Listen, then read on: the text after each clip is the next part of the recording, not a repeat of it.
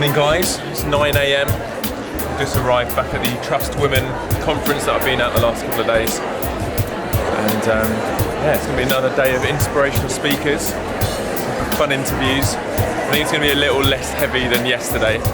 The topics we were covering yesterday were like human trafficking and slavery and stuff. And it's, yeah, today's more about empowering women around the world, so I'm looking forward to it.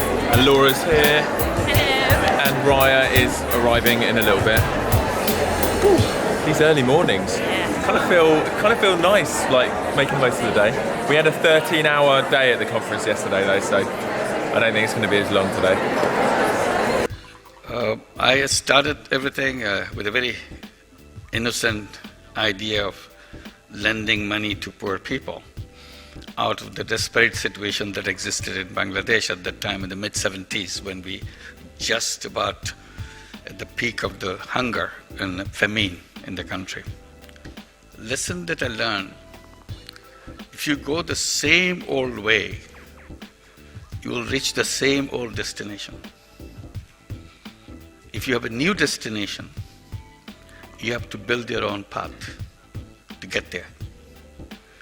So every time I need a rule, I need a procedure in my work, I just look at the conventional banks, how they do it.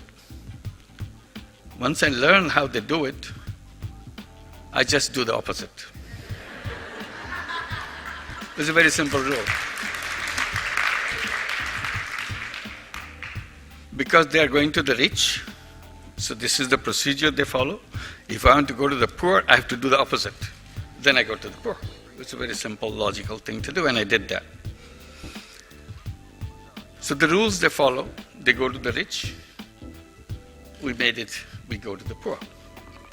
They go to men, we go to women. They work in the city centers. We wanted to make sure we go to the remote village. We've just come out of the main room where Muhammad Yunus was talking. I'm getting to interview him like I did yesterday. We've got this set up. We're going to be chatting about some cool things. Hey guys, so I'm here with Muhammad Yunus. He is a very inspirational guy, a Nobel Peace Prize winner for starting the Grameen Bank, which was the world's first bank aimed at it's for poor people originally. It was micro loans, started in Bangladesh. So I've got an audience around the world watching on YouTube. A lot of them are girls, and some of them are from developed countries with more support around them. But I'd imagine a lot of girls are feeling like life is kind of weighed against them, and they might not feel the freedom to dream to be whoever they kind of want to be. Have you got a message, particularly a message of encouragement for the girls watching? Yeah, of course, I have the message of saying that you are a young person, you are a privileged person, you have all the technology in your hand. My generation didn't have the technology that you have. So you are something amazingly different. I can even tell you that you are the most powerful generation in human history. If you know that you are the most powerful generation in human history, do you feel it that you are powerful? If you feel it, then ask yourself the question: since I have all this power, how am I going to use this power for? What is the purpose for this that I'll be using this? And design a thing, design a whole world that you want to build. If you imagine a world that you want to create, it will be done. Just imagination. You don't have to do anything, just imagination. Because if you imagine, it will start happening, because your action will proceed in that direction. So imagine big, imagine a whole world, and make it happen. That's the challenge you can do. And you have the capability of doing that. Don't forget that. Don't waste your creative power. If you don't use your creative power, it will be all wasted. It will have no use for anybody. So don't make that mistake. Use the power and make it happen. Amazing. Thank you so much. Thank you. Thanks a lot. Thank you. That was so good. I wanted to be my dad. That's so good. Incredible, bro. You happy with that? Yeah, man. That's awesome. That was really good. That was really good. I felt super motivated. I can do anything. Last bit to the camera. Yeah. I just want to take that clip. I was like trying to get adoption papers out of my bag. I was like, oh my god, be my dad. Guys, it's been another incredible day. at the conference. We're now gonna head out and grab a little bite to eat, finish some editing and stuff. We just ordered an Uber.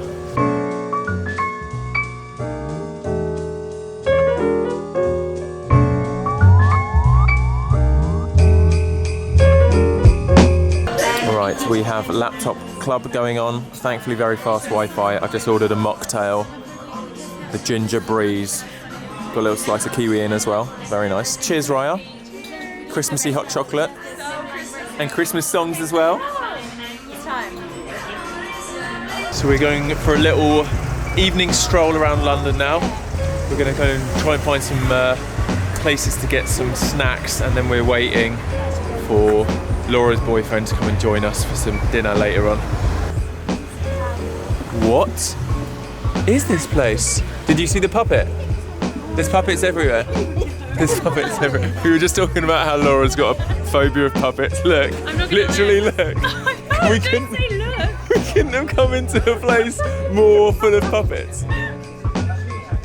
Genuinely. I'm okay though. But these are really spooky Victorian kind of puppets. Can you see them? Oh yeah. They're literally sitting around the whole edge of the room. Hello, Laura! We're now strolling into Covent Garden. Oh, it feels very Christmassy. I want to walk around the other side and see the big tree. I think it's around the other side.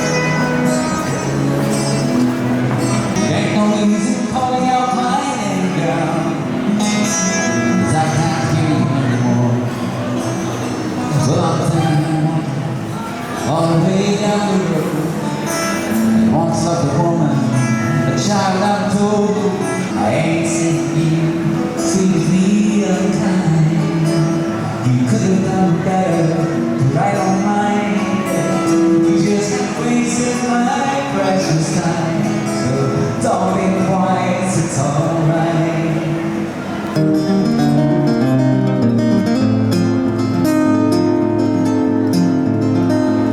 He's 5'2" and he's 6'4". He fights with missiles and with spears. He's all of 31 and he's only 17. Been a soldier for 1,000 years. Thank you very much. Thank you. This is where we're eating. I don't think I've eaten here before.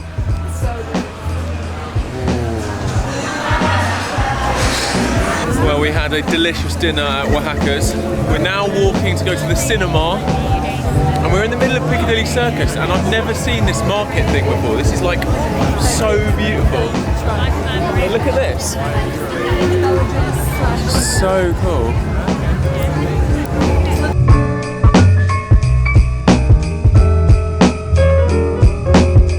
So we're gonna go and watch Doctor Strange. It's the only thing on. Check this out, guys, in the cinema. What?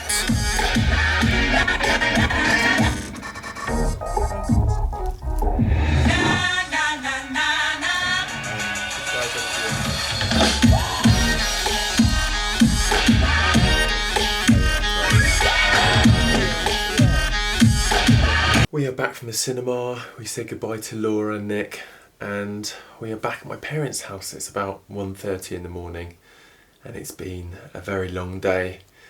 But yeah, the last day of the conference was equally inspiring, and I just feel very privileged to have been able to meet the people I did. And we've been talking a lot tonight about like, what is it like sharing this stuff with you guys and being there and feeling like, yeah, I could really use the platform I have to promote things and to shed light on important issues. And it's difficult because you kind of want a call to action when you see things and you hear about horrible things happening around the world, but things that we can change and we can see transformed and you can see redeemed, you know. But you kind of want a call to action. You want to be able to contribute and do something and know that you're having an effect. And there were so many issues covered and so many different charities and NGOs and people working against a multitude of things. It's hard to know what to contribute to. So I've been thinking, like, what is the message I want to give you guys after these few days of networking and thinking about world issues. And I guess the thing I want to say is, don't shy away from being uncomfortable. When you're pushed to being uncomfortable, and when I mean uncomfortable, I mean like when you're pushed into a scenario where you're faced with the uncomfortable truth of things happening in the world, don't turn a blind eye. Don't shrink into your comfort zone and kind of escape from it, but face it face to face. And it's uncomfortable and it's upsetting. And the movie I watched last night was really harrowing, about child sex trafficking in India. But anyway, my point is, face it and let that injustice and anger and upset do something. It doesn't traumatize you, I don't think. I think it provokes you to want to do something. So and maybe the things that provoke us and the things that touch us the most are different for each person. So we can all contribute to tackle world issues in our own way, but I do want to ask you guys to think and to be open to being touched and inspired to change the world, because I think we all can. So that's my little message for tonight, and I hope you're having a great day, and we can continue this discussion as a community. And I'd love for you to tell me below, like, how do you think we can make a difference in small ways, and what are the actions we can do in our day-to-day life to combat things. And yeah, right, I'll see you tomorrow. We're going to go down to the venue where we're doing the Live the Adventure Travel Summit in January. We're going to have a little look around and show Raya and Laura, who haven't seen it yet, and we'll fill you guys in on some of the fun plans we have. Alright, see you in the morning. Peace out, enjoy life, and live the adventure. Boom.